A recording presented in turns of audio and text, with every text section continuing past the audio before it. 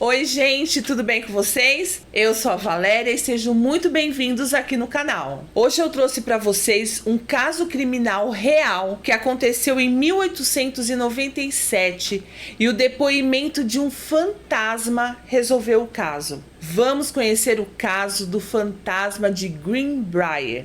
E aí, vocês acreditam em fantasmas? E antes da gente continuar, se inscreve aqui no canal e não esquece daquele like que me ajuda muito por aqui. Combinado? E agora, direto pro vídeo.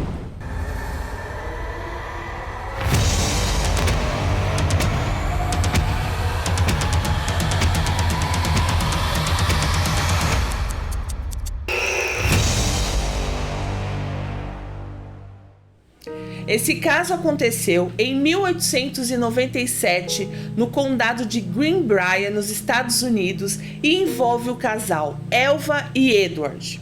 A Elva Zona Rister nasceu no condado de Greenbrier por volta do ano de 1873. E o Erasmus Shue, mais conhecido como Edward, morava em outra cidade. E em outubro de 1896, ele se mudou para Greenbrier para melhorar de vida e começou a trabalhar numa loja como ferreiro. E assim que ele chegou na cidade, ele conheceu a Elva, uma jovem de 23 anos. Os dois se apaixonam e em outubro do mesmo ano, 1896, eles se casam. A mãe da Elva, a Mary Jane Rister, era contra o casamento. Ela não tinha gostado do Edward. Ele tinha acabado de chegar na cidade, então ela achava que a filha tinha que conhecer ele melhor para poder casar, mas não adiantou nada. Eles se casaram do mesmo jeito. Bom, no sábado, dia 23 de janeiro de 1897, a rotina do casal foi a mesma. O Edward saiu de manhã para trabalhar e a Elva ficou em casa. Só que neste dia não iria terminar como os outros dias. Por volta das 2 da tarde, o Edward pede para o filho do seu vizinho ir perguntar para Elva, sua esposa já há 3 meses, se ela precisava de alguma coisa do mercado. O menino chega na casa, bate na porta, chama pela Elva e, como ela não responde, ele entra pela porta da frente da casa e encontra a Elva no chão perto da escada. Ela estava deitada com as pernas esticadas e juntas. Um braço estava esticado ao lado dela e o outro estava em cima do peito, e a cabeça estava caída para um lado. O menino, a princípio, acha que a Elva está dormindo, apesar de não ser ali um lugar muito apropriado para ela estar dormindo. Aí ele vai mais perto dela e chama a Elva. E como ela não responde e nem se mexe, ele acha que tem alguma coisa errada e que ela poderia estar sem vida. E aí ele sai correndo, ele morava na casa do lado, conta para a mãe e ela chama o Dr. George Knipe, que era o médico e também o legista ali da região. O Dr. Knipe demorou quase 1 hora para chegar na casa da Elva. E quando ele chega, o Edward já havia chegado em casa, levado o corpo da esposa até o quarto e já tinha lavado e vestido a Elva com uma roupa que não era muito normal para ser enterrado, um vestido de gola alta. E ele ainda colocou um véu sobre o rosto dela e deixou ela deitada na cama. O Dr. Knapp achou estranho ele já ter feito tudo aquilo, até porque nessa época quem cuidava do corpo eram as mulheres da comunidade e não o marido, que provavelmente deveria estar ali desesperado, né, naquele momento difícil. O Dr. Knapp examinou o corpo enquanto o Edward ficava segurando e fazendo carinho na cabeça da esposa e chorando o tempo todo. E aí, quando o Dr. Knapp foi examinar a cabeça e o pescoço dela, porque ele percebeu que tinha umas manchas roxas no pescoço, o Edward ficou nervoso, chegou até a ser um pouco violento com o médico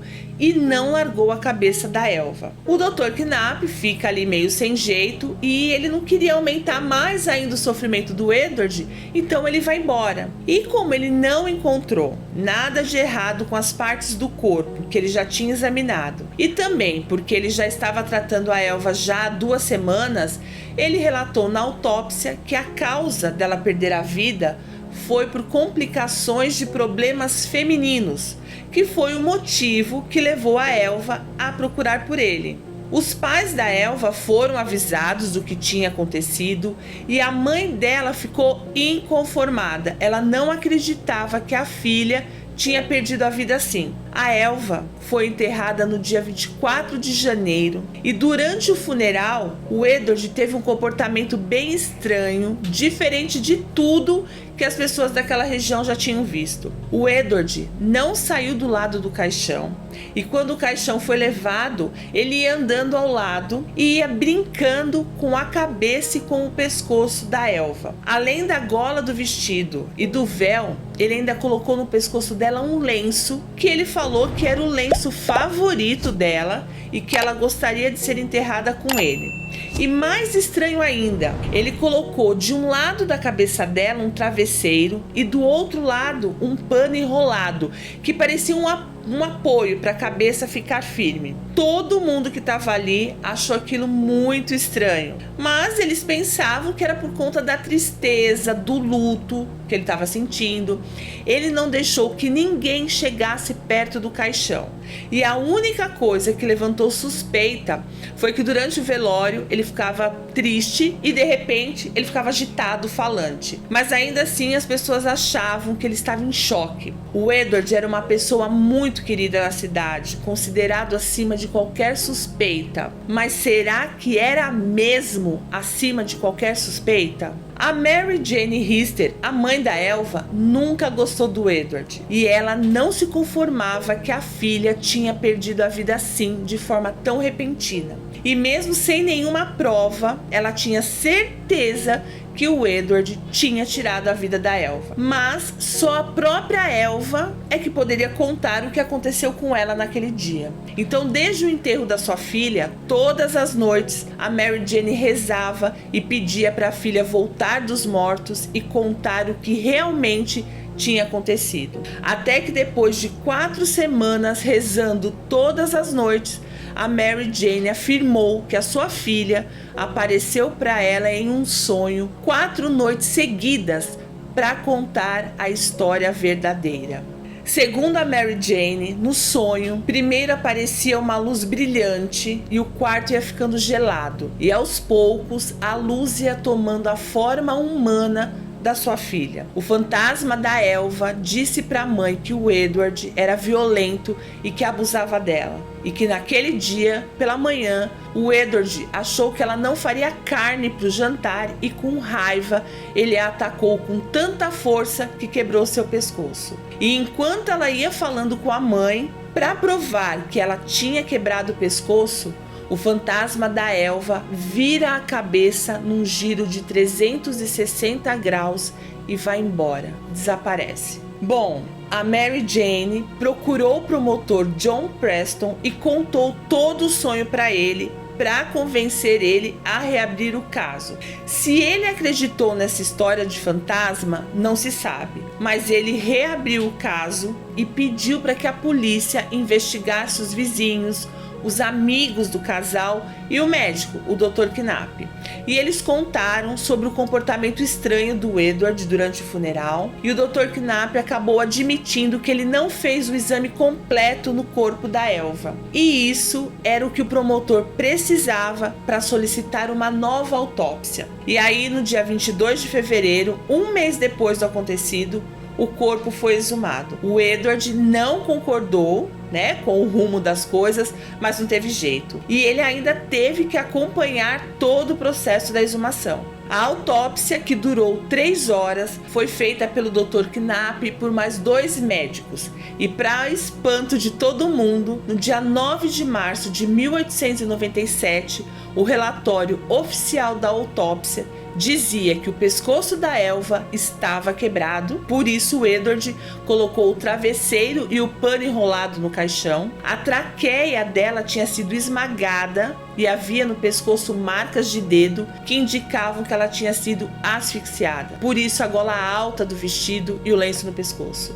E com esse relatório da autópsia, o promotor Preston, desconfiado, foi investigar o passado do Edward. ele descobriu que o Edward já tinha se casado 2 vezes. O primeiro casamento acabou em divórcio enquanto ele estava na prisão porque ele tinha roubado um cavalo.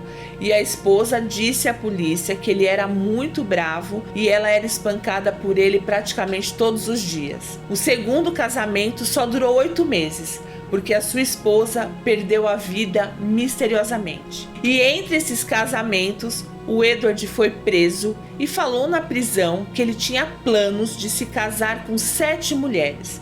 E aí não teve jeito. O histórico de abuso, o mistério da segunda esposa, o comportamento dele no funeral e o fato dele ter sido contra a exumação foram evidências suficientes para que ele fosse preso e levado a julgamento por ter tirado a vida de Elva.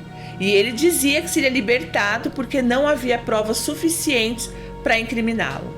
E um detalhe que eu acabei não falando para vocês antes: a Mary Jane, a mãe da Elva, antes da autópsia ser feita, ela descreveu exatamente como a filha perdeu a vida. O julgamento começou no dia 22 de junho do mesmo ano, e quando o promotor Preston foi interrogar a Mary Jane, que era a principal testemunha, ele se referia apenas aos fatos conhecidos, sem mencionar o sonho com o fantasma, porque ele não queria que a defesa contestasse em cima dessa história. Só que a defesa se agarrou a isso. Eles só perguntavam sobre o fantasma. E era um sonho, né? Então eles acharam que esse era o caminho da defesa e não ia dar errado de jeito nenhum. Só que a Mary Jane, a mãe da Elva, mesmo com toda essa pressão, porque tinha quem acreditava no fantasma, mas também tinha quem não acreditava. E ela respondeu a todas as perguntas com muita firmeza, com muita convicção da verdade do que ela estava falando. E aí, no dia 11 de julho, depois de apenas 1 hora e 10 minutos, o júri considerou o Edward Shue culpado e ele foi condenado à prisão perpétua. O Edward foi levado para a prisão estadual, onde ele ficou preso por 3 anos, mas ele acabou falecendo no dia 13 de março de 1900, vítima de uma epidemia. O Edward foi enterrado numa campa sem nome no cemitério de Greenbrier. E a mãe da Elva, a Mary Jane, faleceu em setembro de 1916 e ela nunca desmentiu sua história sobre o fantasma da filha. Esse é um crime que realmente aconteceu. É um caso paranormal que influenciou o sistema judiciário americano. É o primeiro crime real em que o testemunho de um fantasma ajudou a condenar o verdadeiro culpado. Talvez a Elva tenha falado com a sua mãe no sonho. Talvez por não aceitar o que aconteceu com a filha, o fantasma da Elva existia só na cabeça da Mary Jane. Ou ainda talvez a Mary Jane tenha mentido para que o caso fosse reaberto e investigasse o caso da Elva e prendesse o culpado. Enfim, a verdade sobre a aparição do fantasma de Elva Zona Rister ainda continua um mistério. E aí, o que vocês acham? Os fantasmas existem? Eu espero vocês aqui nos comentários. Combinado? Obrigada por terem ficado comigo e eu espero vocês no próximo vídeo. Beijos!